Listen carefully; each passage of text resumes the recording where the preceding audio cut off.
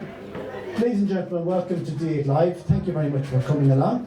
The live part is very important to understand. Live usually just means things can go wrong, as it just have. But hopefully that's the end of the problems. Anyway, look, welcome. Thank you very much for coming out. It's a cold night. It's Christmas time. There's a lot of other demands on your time, and it's really nice to see so many of you who've come back a second time or a third time. And it's also very nice to see some of you who've come down here for the first time. It's a very diverse show with lots of inclusion, different races, different sexual orientations that used to be called lifestyle choices, different videos coming on when I'm trying to talk. Is going to be. Thanks, Jen. I'm being talked down by Frances Black, and she hasn't even come up on stage yet. I was going to say that it's a very diverse show with all sorts of different people, and we even for the first time have people from as far away as Skerries. So we know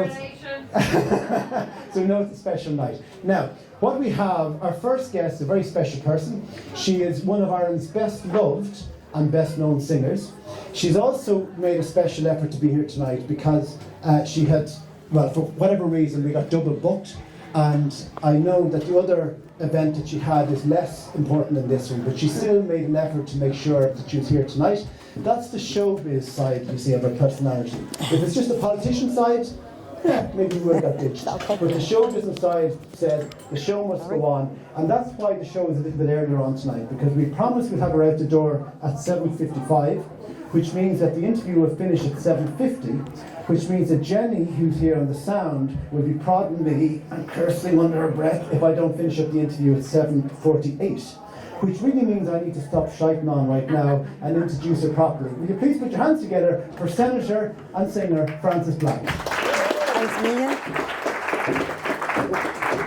Thank you. Thanks, Gerry.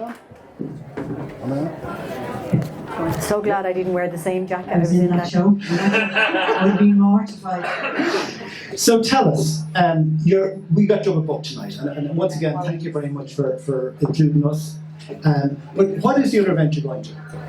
So I set up a charity called the Rise Foundation, which is something that's really close to my heart. And Rise is an organisation, back in the early 2000s I went back to college to study addiction therapy. My mother passed away, she left us all a small amount of money, and I thought to myself, I wanted to do something really different. So I went back to college, I studied addiction therapy, I ended up working in the Rutland Treatment Centre. And it was there that I kind of saw the families, and I saw the heartache, the anxiety, the stress for family members when you have somebody that you love that might have an alcohol, drug or gambling problem. It's totally soul destroying, not only for the person in addiction but also for the family. And I just thought to myself, there was a young woman walked out the gates one day. She was her husband was in for treatment for gambling and alcohol, and she had 2 kids. And her main aim was, how am I going to keep him from, gambling again? And she couldn't even be present to herself, never mind her children. So I thought to myself, why does she not have a treatment centre? Why is there not something set up for families?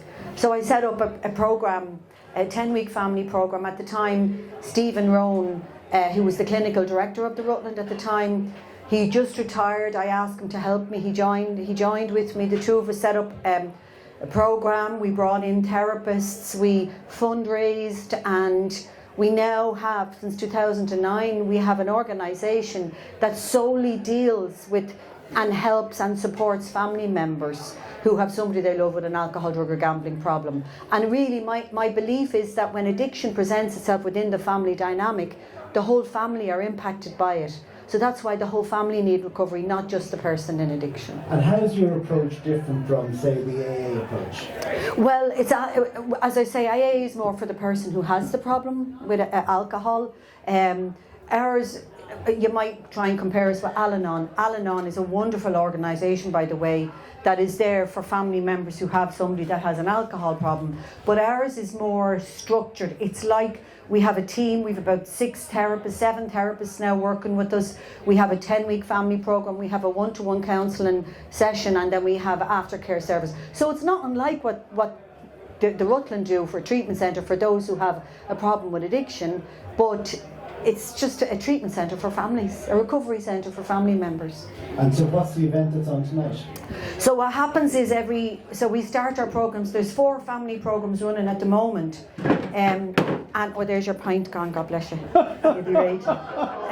It's not all gone, only half of it. Fair No, enough. the other half is on his lap. I Anyway. need to laugh, but So we have 4 family programmes running at the moment, and I always join the family programmes at the very beginning and at the end. The closing ceremony after the family members do the 10-week family programme is really important, because it's kind of a ritual, and I'm always there to kind of talk to the family members, but also to do a piece of work. You know, when somebody comes in and does unbelievable work, family members, they're going to be talking for 10 weeks about their heartache and their trauma, and they're opening up their souls to strangers, you know. So there's a lot of real recovery work happening, but what we do for the closing ceremony is that we have to close people down so as that they can move on to the next step of their recovery, which could be aftercare, or they might continue on their one-to-one. But I'm always there, so it's really important that I'm there for the final programme to work through that final ceremony. And I had forgotten that the family programme was closing tonight, so that's why, and I said I would do this. So, and I'm really sorry that I had to leave. Like, I have to leave here at about 5 to 8 because the closing ceremony started. I only live down the road. Will start about 5 past.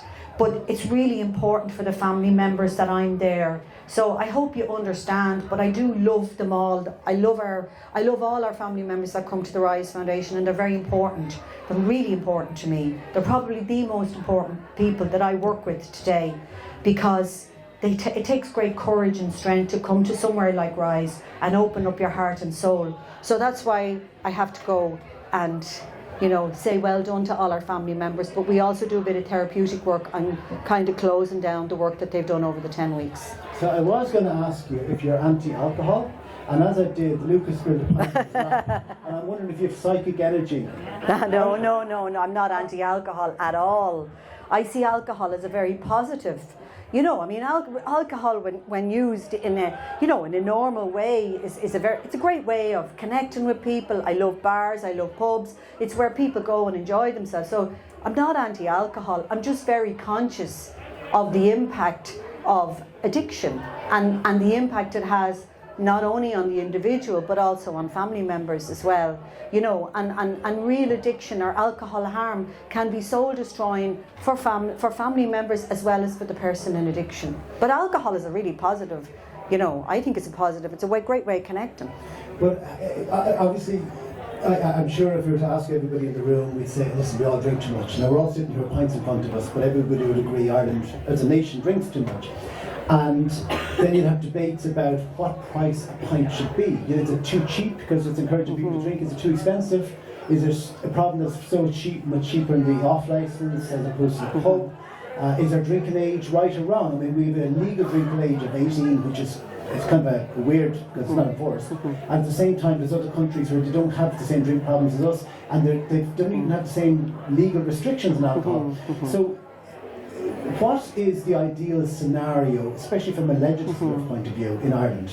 Well, there was the Public Health Alcohol Bill, which had 4 very simple measures. And I really think that the Public Health Alcohol Bill really was just to make people aware of the... See, the reality is that in Ireland, 3 people die every single day from an alcohol-related issue. Do you know what I mean? And that's quite shocking, really, when you think of it. That's over... I don't know how many thousand that is a year, but it's a lot of people die from an alcohol. So we do in Ireland have an unhealthy relationship with alcohol. So it's just about really understanding, you know, what is the limit and what isn't the limit. But I do think advocacy, now, right? You're in the Rockets. What legislative measures would you like to see introduced? Well, I think it's just simple measures like advertising, you know, maybe after 9 o'clock. It's like, and it's the way sometimes alcohol can be targeted at young children in particular, or you know, where they have the alcohol pops beside. Now, thankfully, those, because of the alcohol bill, that's moved now. So the alcohol bill has moved alcohol to a different part of the shop, and they'll have it closed off now. Whereas before, they would have had alcohol very, very strategically placed, maybe wine beside nappies, you know. And like the problem with that is that you know you'll have a mum who's exhausted and who might just say, oh, I'm so tired. And then the evidence that comes out around that for drinking wine is that it's the #1 cause of breast cancer. You know, and you don't have to be drinking in a harmful way. So it's all very much related. So it's just about strategically making sure culturally that alcohol isn't part of a grocery product, and then it's just about advertising, not having advertising near schools, and how alcohol is targeted at young children in particular, you know, the Cocoa Pop, the Alco Pops and stuff like that. Now, if the video had played as it was supposed to play, it would have told Frances a story where first of all, she's living down in Reuben Street, which is barely 5 minutes walk away from here.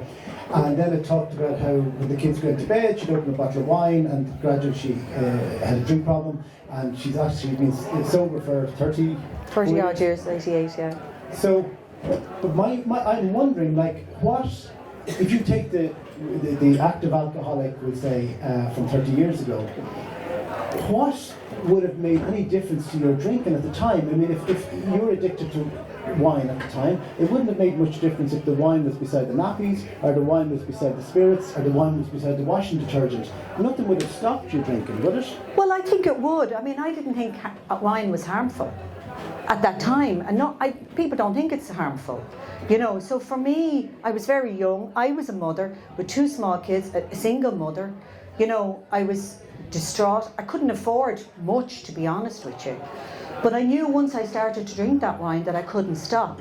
So it was only when I started to understand that actually this might be impacting me in a harmful way that I realised, hang on a sec, there's something not right with this picture. Why do I have to have this bottle of wine? And I didn't even drink it every night. I would only drink it like when I had a few bob. But I knew that there was a powerlessness that it gave me, that I knew something wasn't right. And I knew I had to take my power back, and I knew I had to get help. I had tried not to drink and it didn't work. I thought, what's wrong with that? Why can't I not drink? So that's when I went and I got help.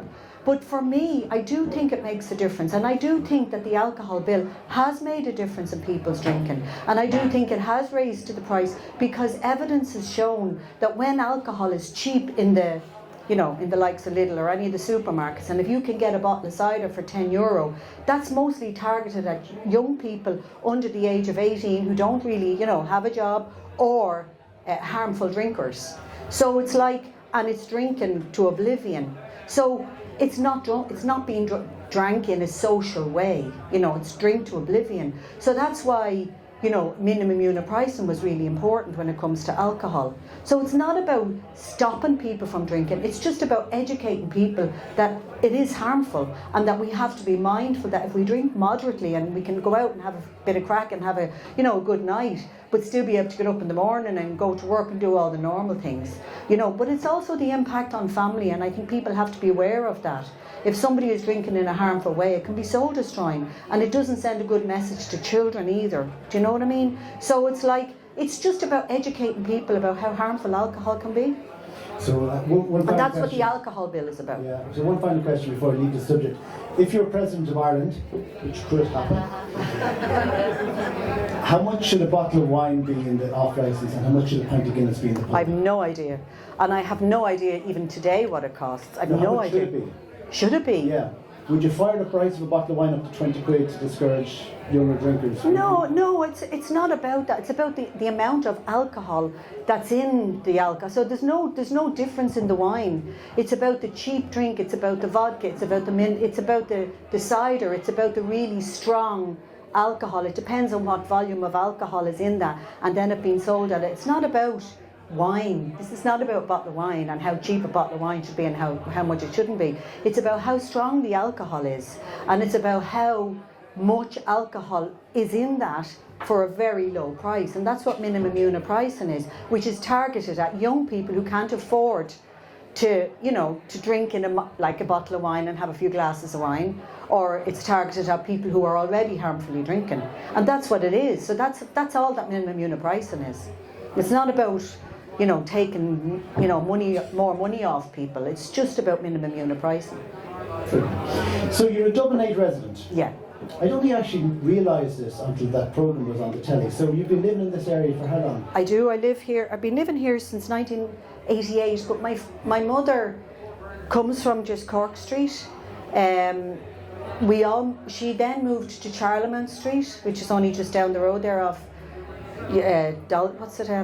Kelly's Corner, just around the corner, just off Harcourt Street. And then my mother, Mary, bought a house just there off... That's Mary Black, the sister, yeah. She bought a house just off Donore Avenue.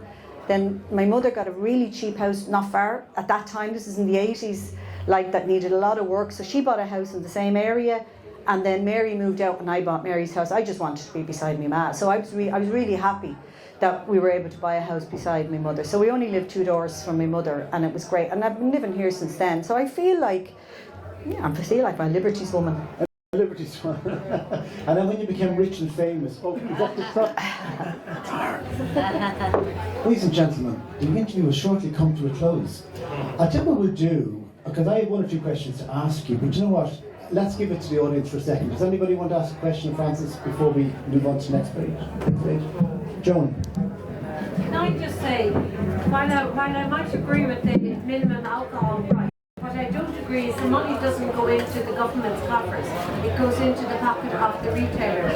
So the off licenses, they're getting the extra costs that went on to those. Yeah. So I really feel the government fell down in that respect, because the money should have gone into health support. I mean, listen, that's something that I would absolutely 100%. We had a huge problem with the lobbying though, around and just to say this to you, from the alcohol industry around this issue. And we still, even though the bill has been passed, we still haven't been able to put all the measures in place because of the lobbying from the alcohol industry. And I saw myself, I couldn't believe it, like there was 8 lobbyists around one TD one time when we were trying to get the bill passed. All we wanted, I mean, and I totally agree with you, I'd love to see, more money from alcohol going into proper services. I mean, us from the Rise Foundation, we have no funding and we have to try and raise money, to pay our therapists, So I totally hear what you say, and that money, that profit should go straight into the health service. Totally agree with you, and I would totally agree with that. Well, I'm not the government, unfortunately. One more question.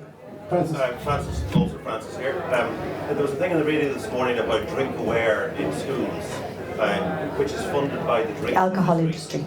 And so do you believe they're doing it with the best interest of No, I don't believe they're doing it. I think the alcohol industry have their own agenda. I think I suppose the way they go into schools is they say, oh, you shouldn't drink too much, but they put up pictures of people being really happy and joy. And don't get me wrong, I mean, it can be like that, but it's not the right message to be sending to young people in schools. So no, I think that should come from the health service or, government bodies rather than, or whoever is working in that area. But I'm not in government, but I don't agree with Drink Aware, and I don't agree with Drink Aware pumping money in general. Because there has been evidence in Europe that have said that the work that Drink Aware do is not working. It's not working.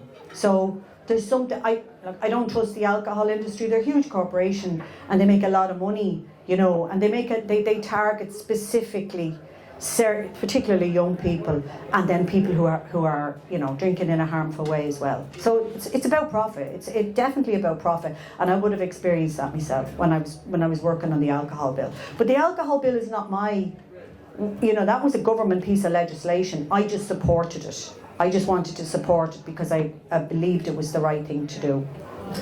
So now, if we're to keep consistent with our promise to get you out of the door on time, I have to cut this very interesting interview, slash it not just in half but in a quarter, Yeah. I'd love to talk to you for much longer. I think everybody would like to hear you for much longer. But you did say you'd sing us a song tonight. I will, yeah, I will. I'll try and sing a song. I'll step away. I'm going to take this off because it's a bit noisy. Okay. I'm going to sing a song that I got from many years ago. I was in a band called Arcady, and I got this song from the wonderful Jimmy McCarthy, and since then my lovely sister Mary has recorded it, and Christy Moore and loads of other people have recorded it, but I still sing it to this day, and I love singing it, and it's the one song that I feel comfortable singing without a band or guitar. So, and I think you'll know it, so if you do, you're very welcome to sing along. I skimmed across black water without once submerging onto the banks of an urban morning. Oh, that hunger's the first light, much, much more than mountains ever do. For she, like a ghost beside me, goes down with the ease of a dolphin and emerges unlearned, unshamed, unharmed. For she is a perfect creature, natural in every feature, and I am the geek with the alchemist's stone. For all of you who must discover, for all who seek to understand, for having left the path of others to find a very special hand. And it is a holy thing, and it is a precious time, and it is the only way. Forget-me-nots among the snow, it's always been, and so it goes, to ponder his death and his life eternally. One bright blue rose outlives all those 2,000 years, and still it grows, to ponder his death and his life eternally.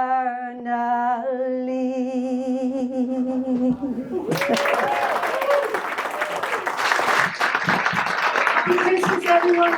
Sorry I can't stay. Enjoy the rest tonight.